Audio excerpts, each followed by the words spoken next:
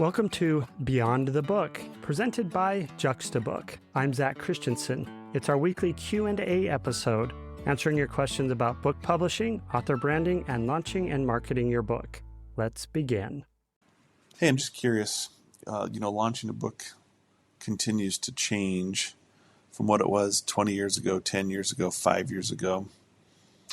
What kind of commitment is there if you want to have a successful book for the author or authors to actually promote their book versus a publisher or somebody else? What's common practice these days, and how do you go about doing that? Maybe if you could walk us through what does it really look like from a social media, keynote, marketing, podcast, all of that kind of thing if you want to have a successful book, just to make sure I'm aware and understand what kind of commitment that would be. Thanks. It's really fascinating when we think about how the world of book marketing and launching your book has evolved over time. Can you imagine trying to market your book 30 or 40 years ago? The basic principles might have stayed the same, but the strategies, tactics, and channels of how you're doing this, they've done a complete 180. So just think about it for a second. Our behaviors as consumers has dramatically changed. We're not just buying things in physical stores anymore. We're learning about new products on social media, digesting information through podcasts, and buying things with a single click through our online preferred retailers. As an author, you can't ignore these changes. You have to adapt if you want your book to be a success. But what does that actually mean?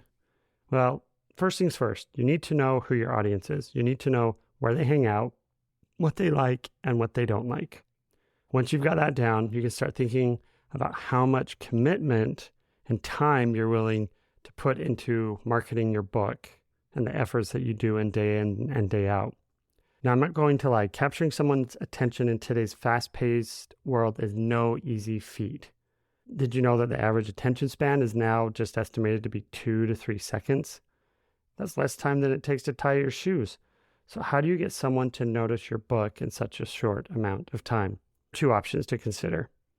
You can either lead with yourself and positioning yourself as an authority on your book topic, or you can let your content do the talking, letting your story or your ideas capture your audience's attention.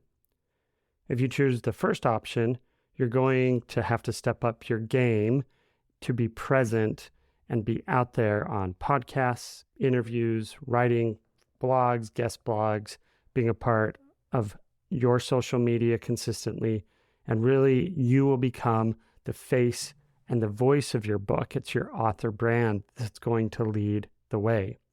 It's a big commitment, but it can really pay off if you're willing to put in the time and the effort and to learn what's effective for you and your audience.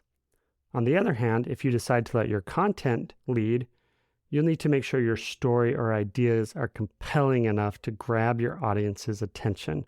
Whether you're writing a fiction book for entertainment or a nonfiction book to share knowledge, your content needs to resonate with your audience. So you may have to go back and deliberately look at what that looks like for your audience and do several rounds of feedback until you are highly confident that it's ready to lead the way. But regardless really of which approach you choose, remember this: getting someone's attention is just the first step. To really engage with your audience and build trust, you'll need multiple touch points.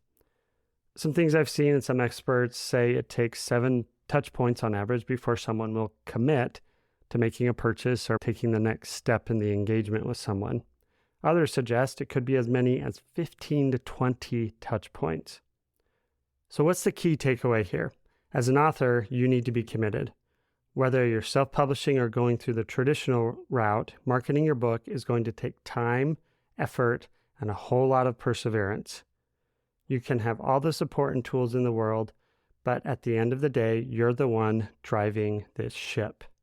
So decide where your time is best spent and start building those touch points. Because let's face it, your book deserves to be read.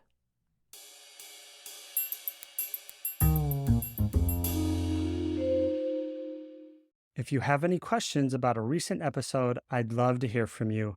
Visit juxtabook.com/beyond the book and click the appropriate button to leave your question, and we will include it in our weekly Q&A episode. Your book is just one chapter in your author journey. Think beyond the book as you craft your path. Thank you for your questions, and thank you for listening.